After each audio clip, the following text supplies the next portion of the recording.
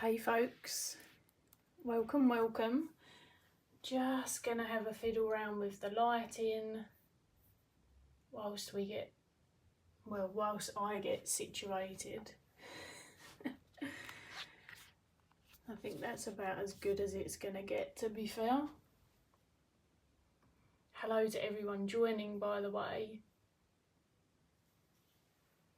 It's not been forever. I think the last time I posted was about 3 weeks ago, 3.5 weeks ago, but it feels like it's been a while anyway. There we go, I can see my screen now. So yeah, hello to everyone who's already in and who was already waiting. I'm honoured. Feel free to say hello in the... Aha! Hello Laura, right, I can see. Is the view okay? Hey Kelly, hey. Right, as at least Kelly will know, the lighting in the, well, unless you've got a particularly light house, the lighting in the UK now is just bad for the foreseeable future. So I've got my little lighty thing on and hopefully that will help. As you can see, I've got stuff strewn around as well, but we will get to that. Hi Emmy, or M-A. Oh, I've pronounced that wrong the first time, haven't I? The view's good, awesome, I'm glad. Yeah, we're gonna do, I don't think I've done a practice wrap-up reflections for a couple of months. So not ages, it's not like I disappeared entirely. I think the last one I did was August, and then after that I did perhaps a tag or two, and what's the deck called? Tarot of the Hidden Realms deck, which, by the by, if anyone's been waiting anxiously like myself for Julya Jeffrey's forthcoming deck, I say because I can't remember what it's called now. It's a witchy one with her very signature style of being quite close proximity to the characters. It's just the name's gone out of my head. Anyway, I think it drops in the UK on the 1st of January, but there's actually an unboxing of it on YouTube now. I haven't watched the entirety of it because I didn't want spoilers. I just wanted to know what cardstock it was. I won't lie, it's not my favourite Llewellyn cardstock. I'm disappointed, but I'm so excited for that deck. Julya Jeffrey's artwork really helps evoke a more somatic emotional experience for me. So anyway, not that I'm encouraging people to spend their money, I'm just saying because I was really freaking surprised to see a copy of the deck being unboxed. And I think it was 𝗪𝗏 who sent it to me, which was quite synchronistic timing because she didn't know that I had been watching the deck unfold, and it's basically one of the only reasons that I ever go onto Facebook is for Julya Jeffrey's group. Oh wow, we've got a few more people here. Hi Amanda, the lighting's bad where you are as well, and falling ice, Laura. Ugh, no, falling ice, that sounds freaking dangerous. Speak of 𝗪𝗏 and 𝗫𝗍 shall appear. Hello lovely. I was just telling people that you'd sent me that unboxing, that really early unboxing of the new Julya Jeffrey's deck.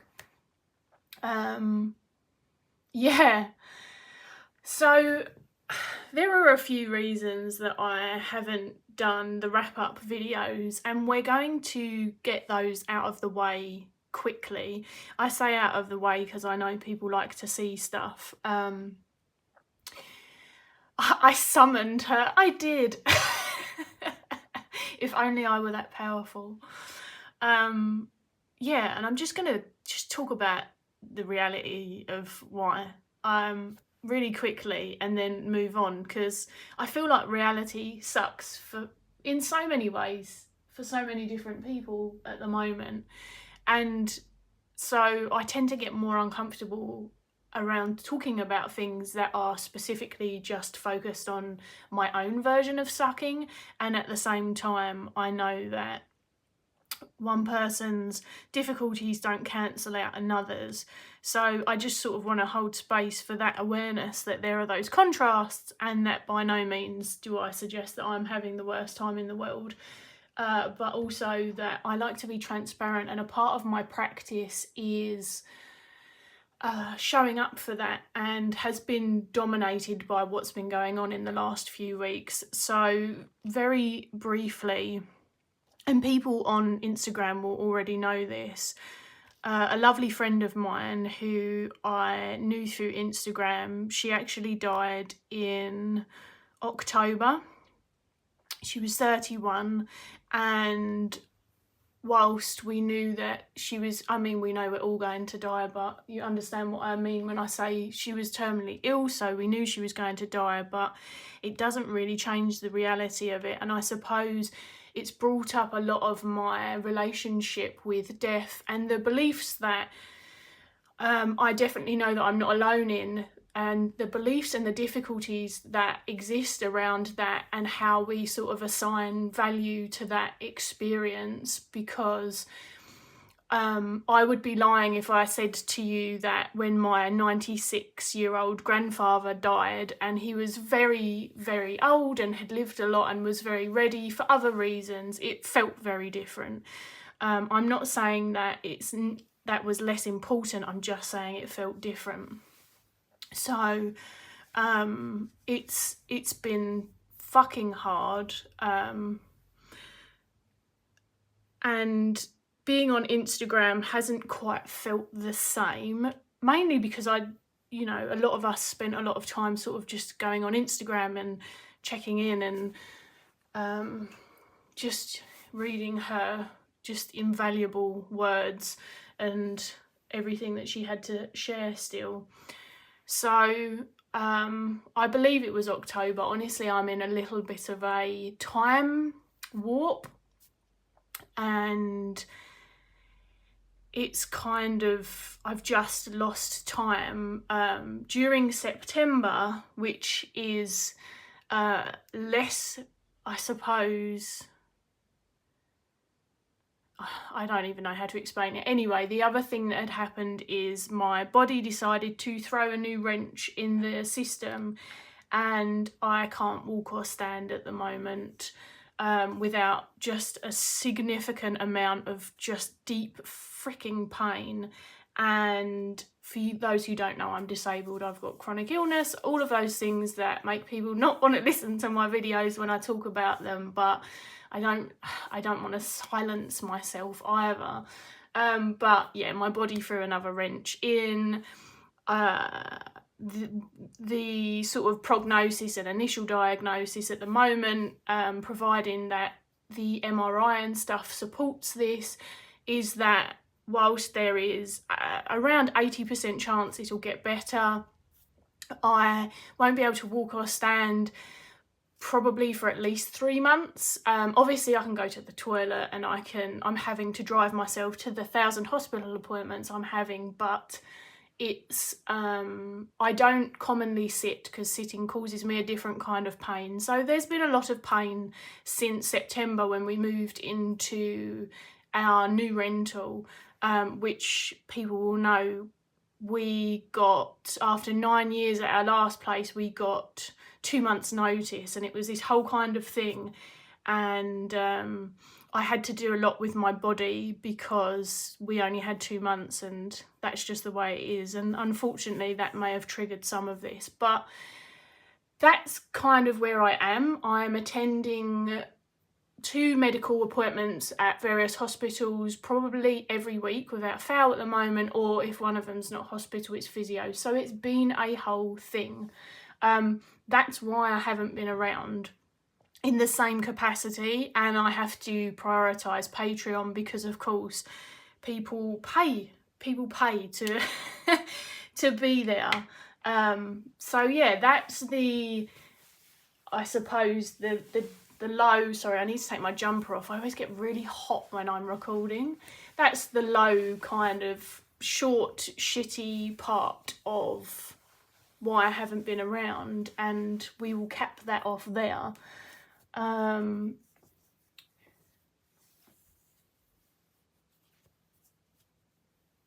Yes, I agree, Marlena. I shouldn't have gone quiet when I was reading that. I should have read it out loud.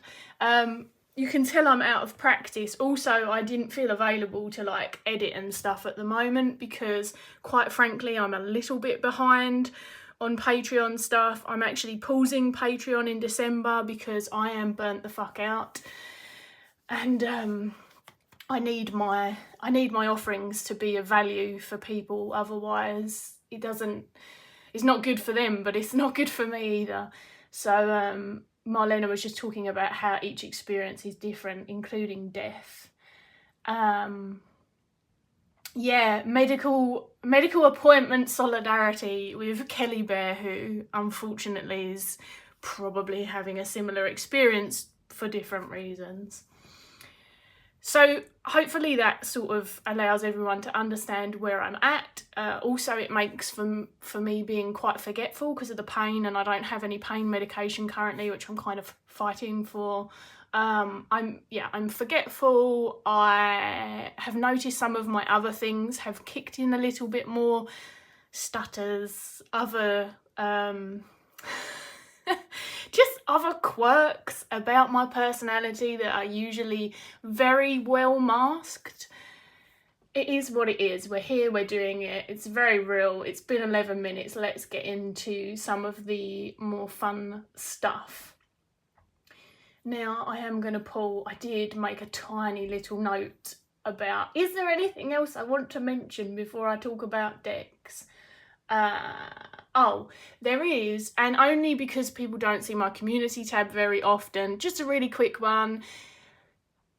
It turns out, and I've had a fair enough amount of feedback now to speak to this, so it wasn't any one person's feedback, but a few people had told me they were, I'm going to use the word intimidated, but it's not always... It's not as cut and dry as that, but they were sort of intimidated to reach out to me in regards to collaborations or reviews for varying reasons. Some of those to do with the fact that I have poor health, various reasons anyway, which I was really surprised at. I don't consider myself big fish on here. I certainly try to be approachable, although I appreciate I'm quite a private person. And I did a little discussion over on my community tabs, just explaining how and why I'm available for collaborations and just reviews, but kind of how I approach them, and just I put it out there. It's there, it's done. Hey B, welcome. Kelly saying she took a break due to feeling burnt out and you still feel pretty fried, but you tried to get back into doing some work, haven't had the energy to make videos yet. That's the thing, isn't it, as well? Like, YouTube is really, unfortunately for anyone who genuinely enjoys us, YouTube's kind of like the final extension of showing up on here, unless you charge like a member's subscription, I guess. So it's kind of one of the first things to go for me. I haven't really been posting much on Instagram, if I'm honest, either. And of course there's a lot going on in the world, so contextually there's other things I've been doing with time. I'm just laughing because Marlena is posting cute little emojis of fish and snails. But what else is bringing you comfort during these times, aside from the decks? What brings me comfort during this time? That's a very good question, because I've lost one of my main sources of comfort, which is being outside and going on nature walks. Distractions, if I'm honest, in a very cathartic way, which is the interesting thing about distractions. Like, you'll often hear people in wellness industries, when they're sort of sharing stuff online, share stuff in more of like a cut and dry capacity without the nuances. And a lot of the things that we might try and work with and heal and change and adapt in a therapeutic environment they're not all bad things. We still have defense mechanisms. We still want to keep them. Distractions can totally be useful. And it's very contextually and individually based when it comes down to that. So recently, I know that sounds very broad, but predominantly I have been doing a lot of gaming because it just takes me into a fantasy of some sort that is focused enough that my brain is quite quiet. I used to be a huge gamer. I don't have a gaming PC for various reasons at the moment, but I have a Switch and I still have a Nintendo 2DS, which I love. So I have been gaming on just the most glorious nonsense, 𝗲𝘁𝗏, Fashion Dreamer, Animal Crossing, Pokemon, yeah, those kinds of things. I'm very excited for the next Pokemon DLC drop next month. I have also been doing Halloween Lego. Has anyone seen the Halloween Lego? Are there Lego fans out here? I could get it if you wanted to see, but it's not a big deal. But Halloween Lego, I'll be honest, in terms of the craft, no spell work whatsoever. None. I'm not a massive spell worker anyway. It really needs to be for a very specific reason. I do a lot of rituals commonly though, which I think sometimes without context people may view as spell work, but they're not.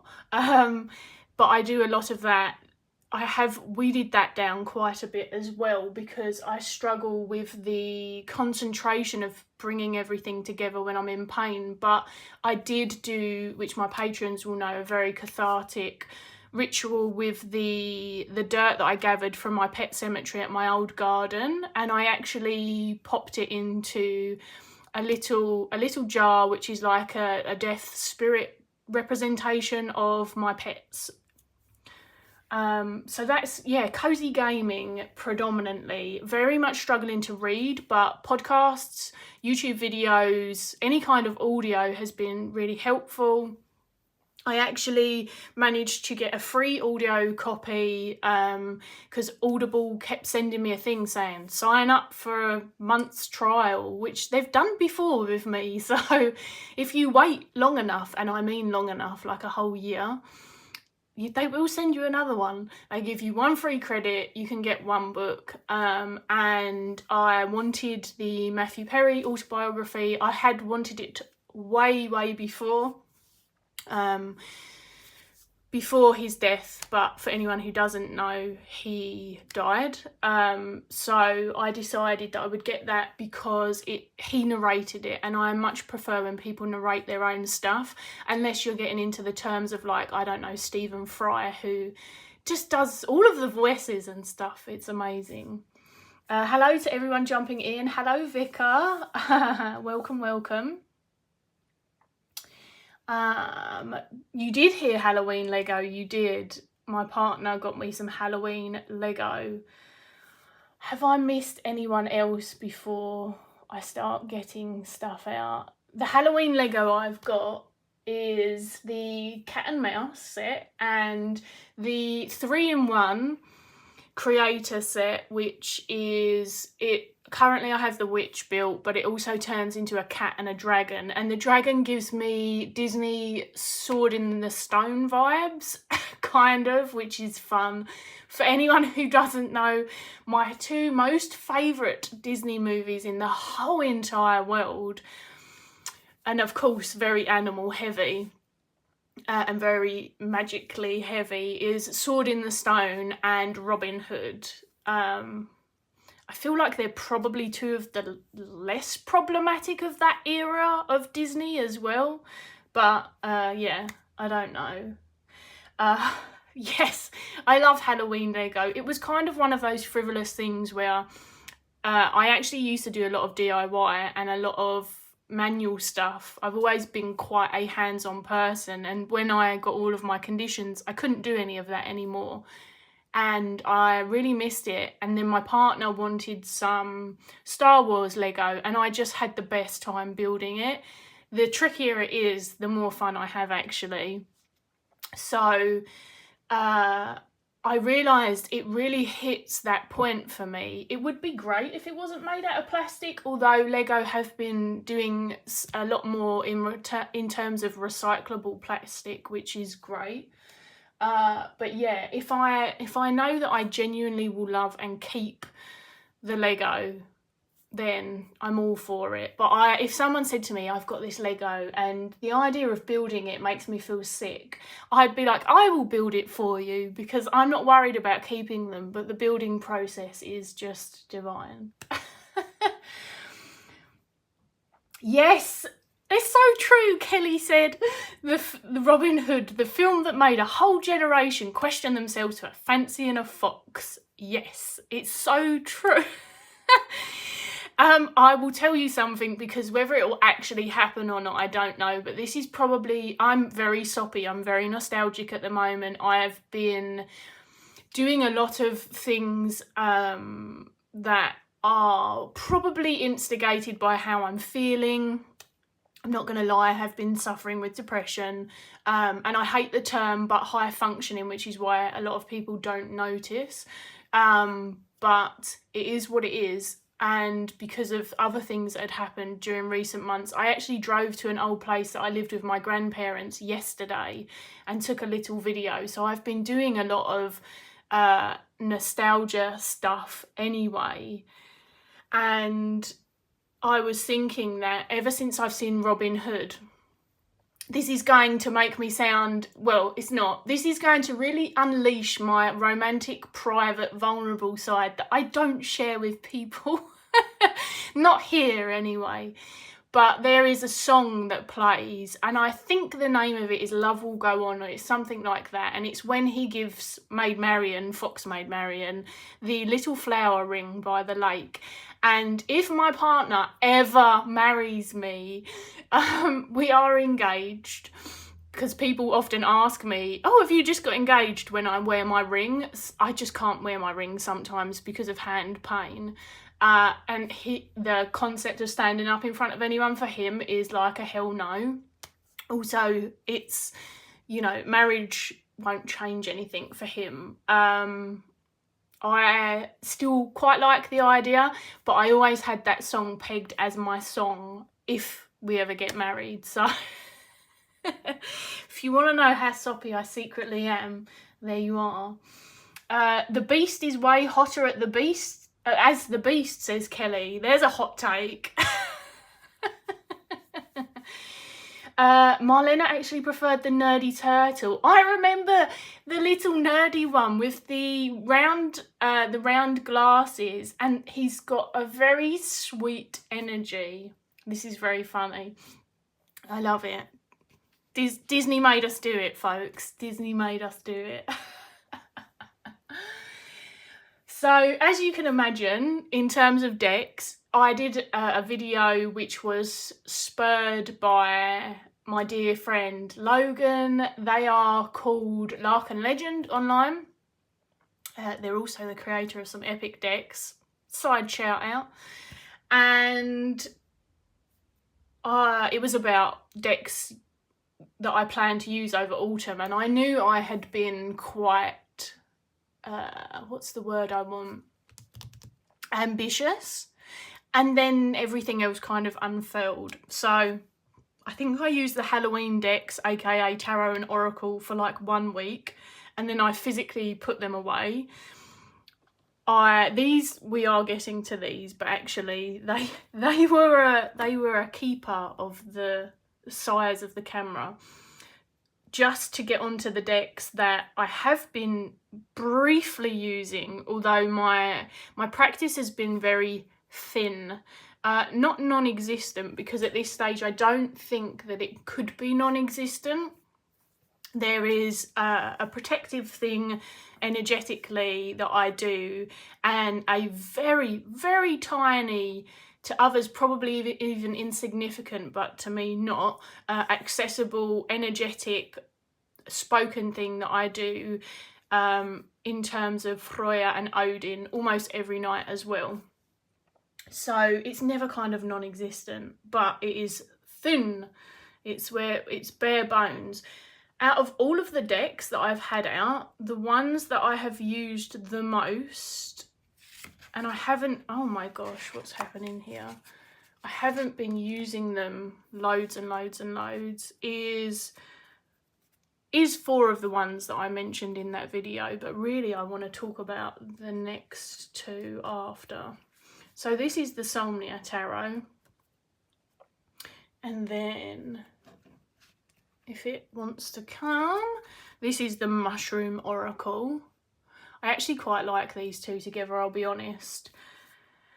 Although the Somnia had been really giving me a lot, intuitively, poetically, just inspirationally, just from one card pulls, and I was sharing those occasionally on Instagram. But I really wanted to start using the Mushroom Oracle, and I was quite surprised that for the most part the 3 keywords haven't really been a hindrance, because occasionally they don't feel like they sync up as in such a nice flow as some others. This one does: openness, wonder and joy, although I will forever be irritated by the fact there isn't actually a child in the child card, and it is meant to represent the archetype of child. In the adult and in the other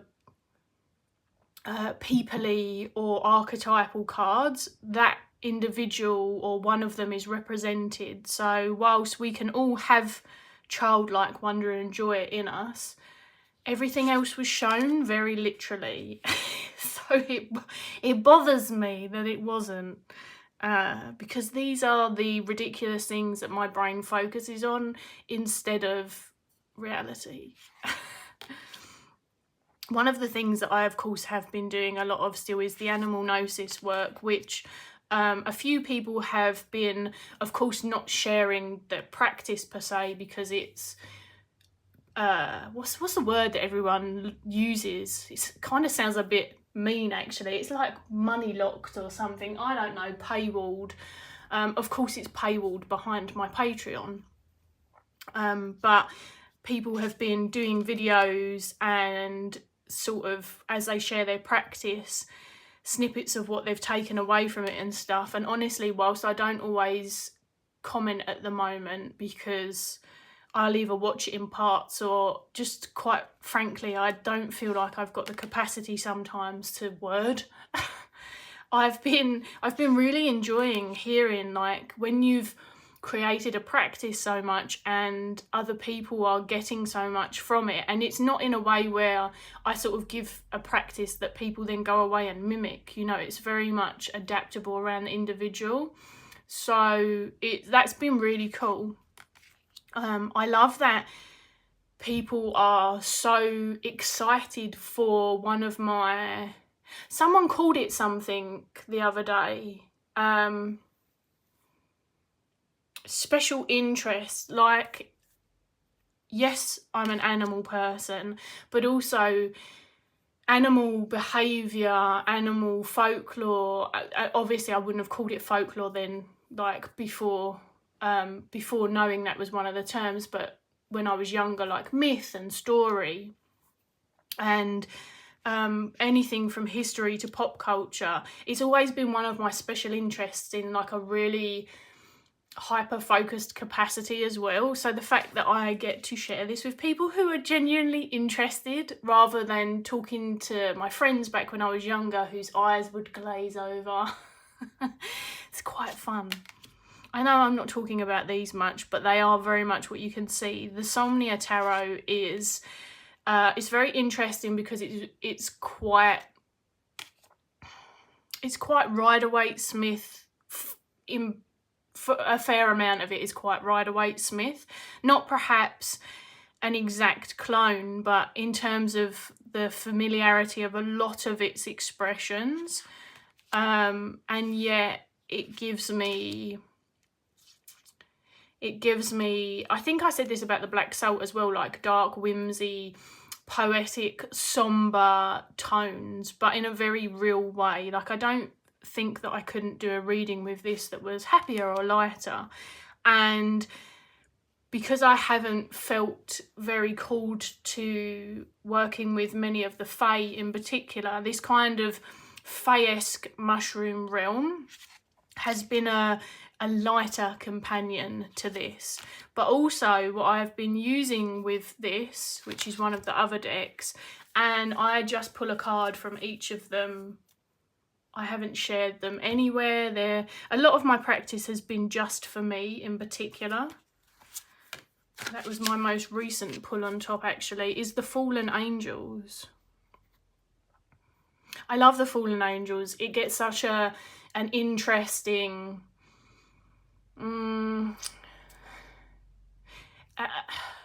what do I want to say? Like a very interesting, varied discussion about it amongst the people who have or do own it.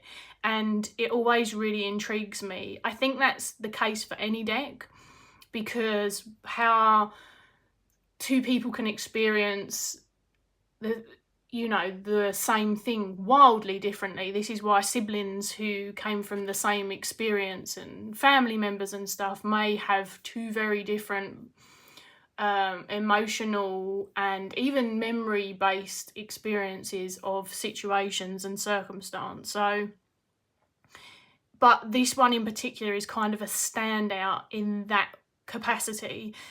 There's people who have spoken about, not being able to work with this in a quick and fast capacity because they're daemons, and quick and fast isn't enough reverence. There are people who have said that it unnerves them. There are people who have said that it's really quick and easy. There are people who love it. There are people who kind of are on the fence but have kept it. It's just really interesting. It works beautifully with the Mushroom Oracle if you're someone who is not too worried about like how much two aesthetics kind of mimic each other. Although there's kind of a collage, layered, mixed media. I don't know how mixed the media is, but there's a vibe of the colour tones and the layers that sort of speak to each other between these two, even though the formatting's quite different. But for me, they've actually just really synced up. I work with the demons, daemons, fallen angels, pick your language, it doesn't matter to me, but I work with them. I have the Dictionary of the Demons, the expanded and revised edition. I also have a few other books related to that on my wish list.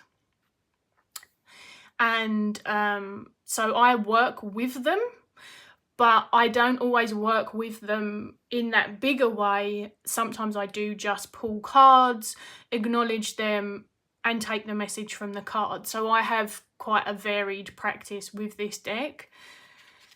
This deck is usually involved, though, if I'm working with them, perhaps maybe twice, not, especially if there's something I'm working with that's obviously not included in here, but for the most part. And what's interesting about this deck is the Fallen Angels has a lot of challenging keywords. I will add, because there's some confusion sometimes, there are repeated keywords. There's not repeated angels, demons. I've double checked. There are some repeated keywords. The most is danger, I think, which runs in at about 5 or 6 repetitions. Sometimes it's just danger. Sometimes it's got danger and another keyword. Sometimes it's a sentence that includes danger. It doesn't bother me because it feels quite reflective of what I'm dealing with, and there's so many cards in this, and if it does come up more than once, then I'm okay with that. It is quite a challenging deck for people who may find getting the message danger might evoke something in them that then leads them to change their behaviour and sort of go on and worry throughout the day or something. Yes, I've just seen your comment, Marlena. I have seen the repeated keywords. I definitely feel like it makes sense to me just because of there's not a lot on many of these historically, and so the information on them, it then makes sense to me that there would be some repetition.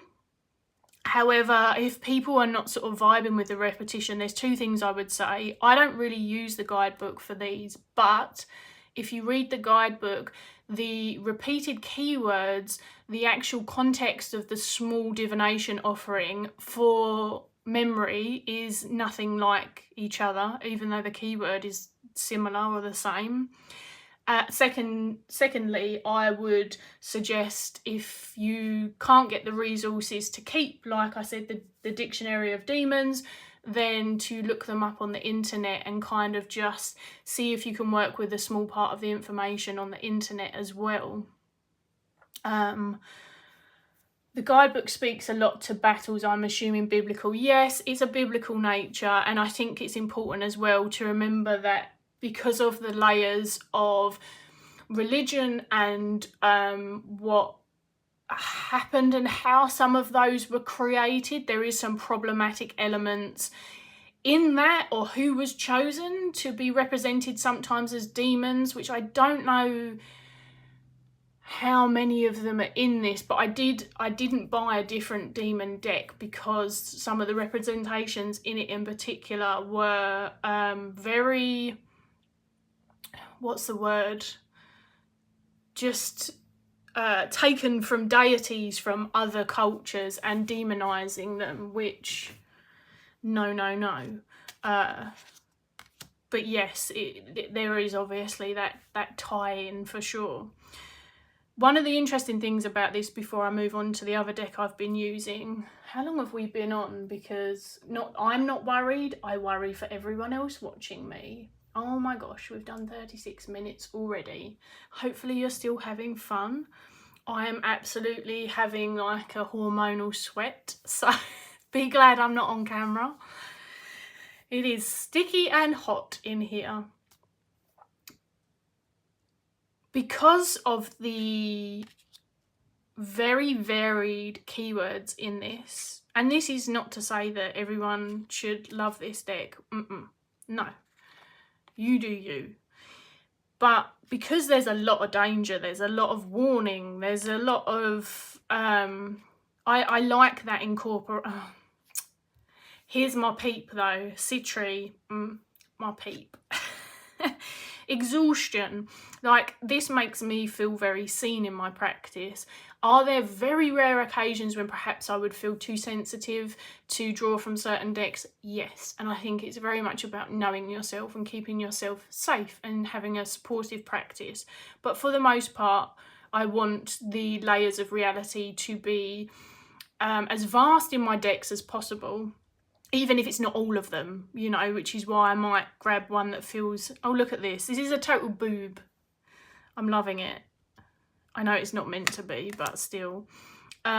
This card, I don't mind the warm blue, but I don't understand what went on here. Why? It's almost like there was a layer that was meant to be over the top of it.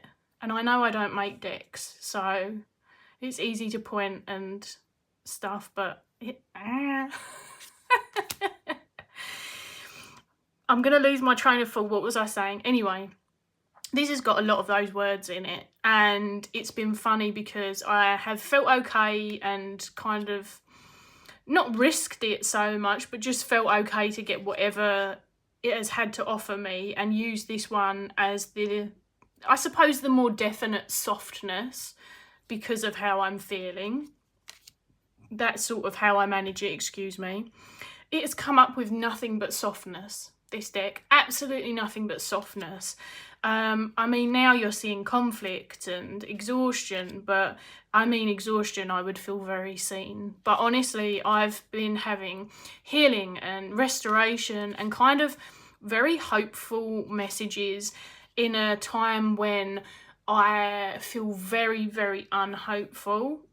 So I can only speak to my own experience with this deck, but it really is that resolution from 𝗪𝘁𝗁 is another one that I've got a few times actually. Look at this red slug. Oh, colour vibes. You see why I like these two together? They're very fun together for me. So I'll stop there, but that is me and the angels. You're listening while sewing. I love that. This is the great thing about the multitasking like podcast or YouTubes, where you don't have to look. I know I sort of rely on showing visuals, but that's more so because no one would watch my channel, I feel, otherwise. Maybe about 5 people. But I've noticed there's a lot of podcasts that I listen to, or a fair amount, who talk about visual things and you can't see them, and it's never taken away from my experience. And I love visuals. I'm a very sense-based person, so I don't know, perhaps it's the descriptive nature. You feel like the colours and the art of the fallen angels would pair nicely with the 𝗺𝗁𝗄𝗃 tarot, and I'm hoping I've said that correctly. I'm basing it on someone else's pronunciation. I think that is a deck by the same creator who did the Crow Tarot and does a lot of those other collage ones. Am I right? Not collage. Well, it is technically collage. I feel like there's another word for it. You're listening whilst working, says Marlena. I'm here for it. I'm thankful for your company, everyone. Yes, 𝗪𝗁𝗃𝗁𝗍. Thank you, Kelly. And you've been getting the same with Thistledown. Lots of cards like Rest, Haven, Retreat, Pause, etc. I love that. I have my Thistledown and my Oak, Ash and Thorn out still on the side because I'm doing this new thing where I have decks out that's in rotation. Even though I can see everything, you know, I do own like 90 decks, so I am now picking ones that are in rotation and just leaving them out on the side, which I trial run, as my Patreons know, to see how bad the humidity in the UK and our house affected them.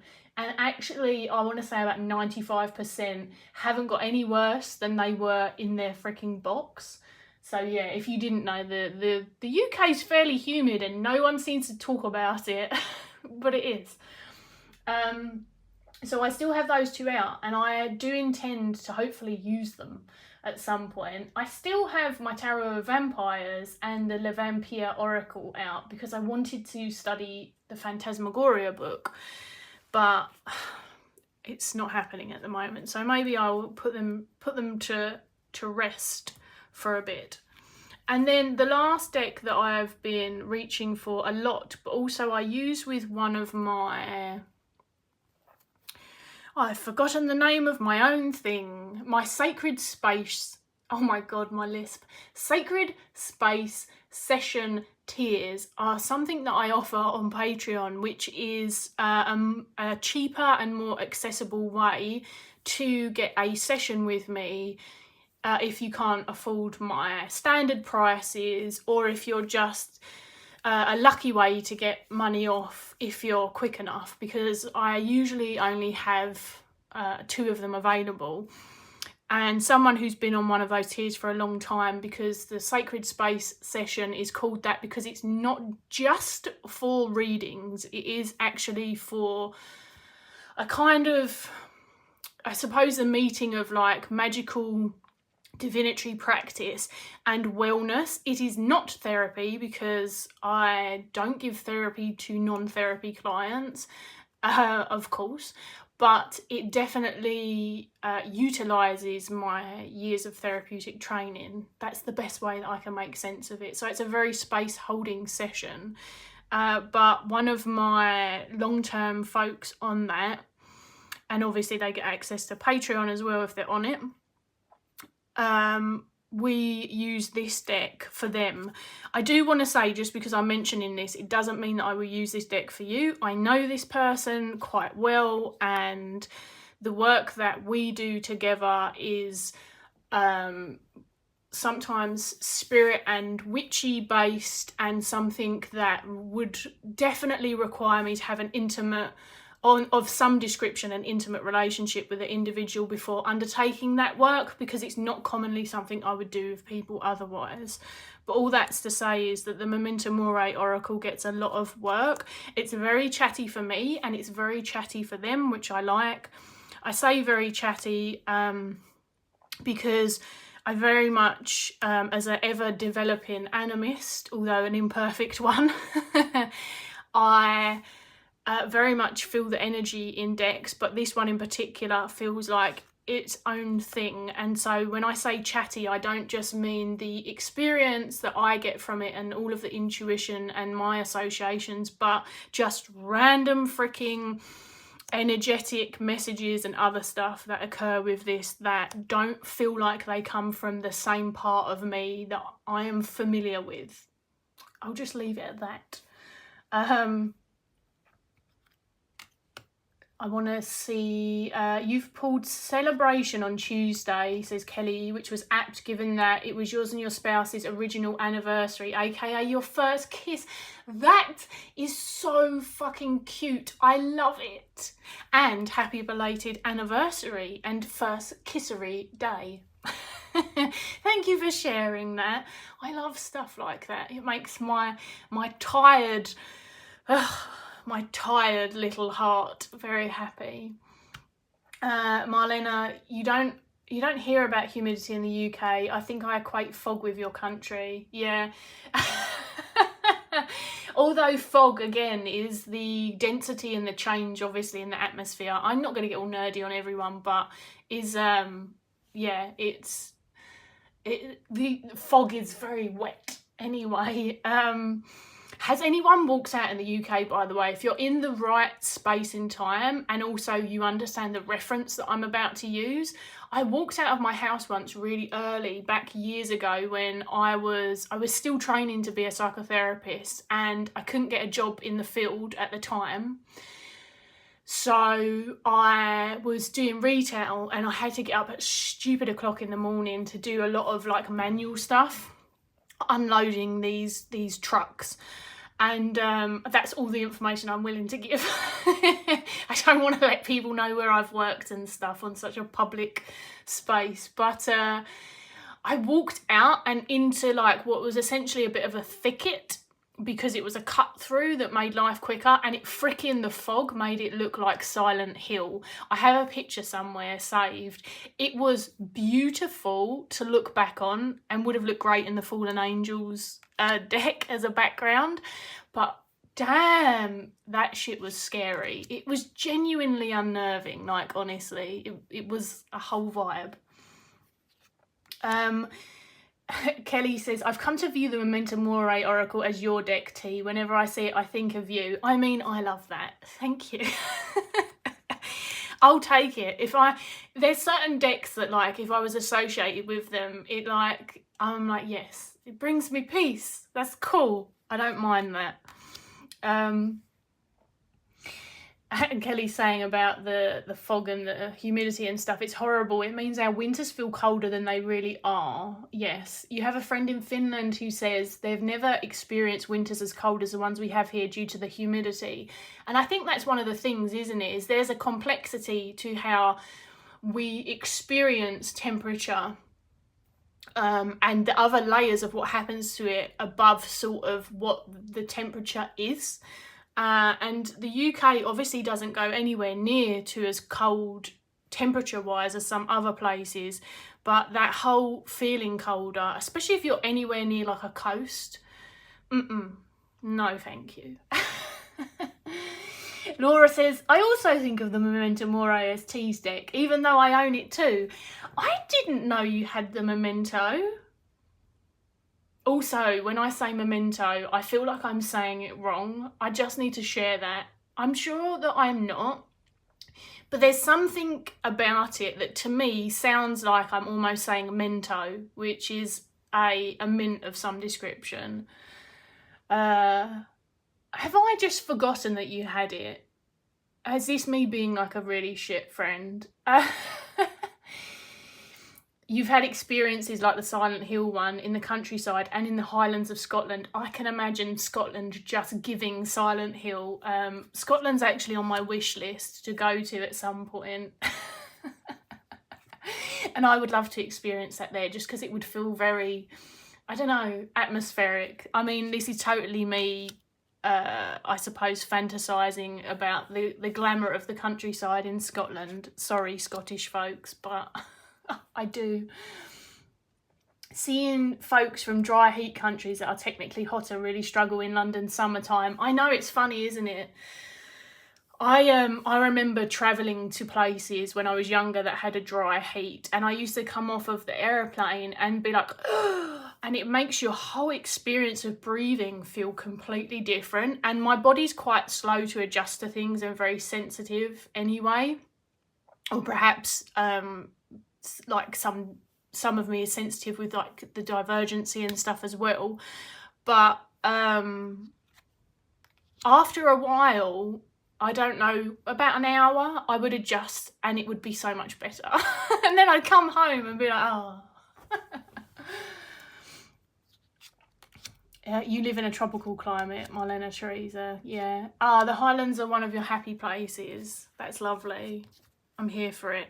I know I didn't talk about the Memento loads, but I mean, there's only so much I can say about it at any one time now, because I've reviewed it, I've spoken about it to the higher ends.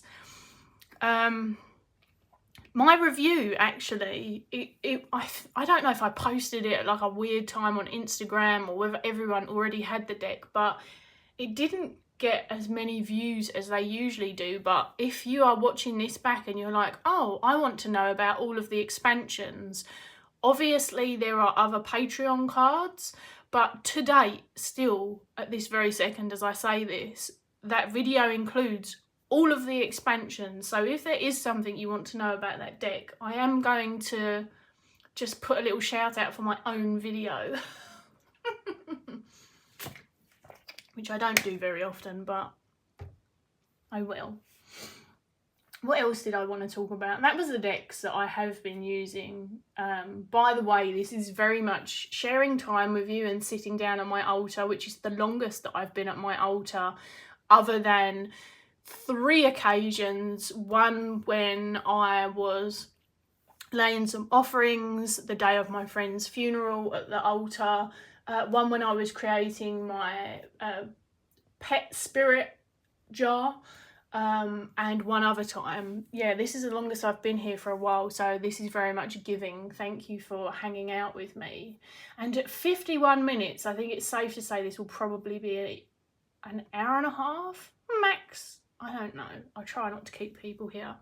But I suppose the main thing, practice-wise, if you want to call it that, and deck-wise, is I have a deck that people already knew I had, and I have a new deck, pardon me, courtesy of partner, who, quite frankly, and I'm not worried if people feel that this is materialistic, because we each have our reasons for things. When I got my present diagnosis, or what they believe to be wrong with my feet, legs, ankles, it was not good news, and my partner said, I'm going to buy you a couple of things because you are now completely stuck indoors, except from very occasionally I'm the only driver, and driving really exacerbates the condition, especially when you're wearing casts on your feet, which makes it more challenging.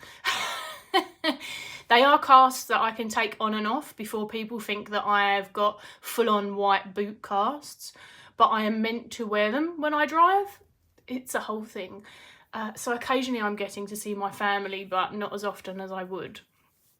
And so my partner asked what I wanted, and that's when I got the Halloween Lego, because Halloween Lego. Halloween is all year in my soul.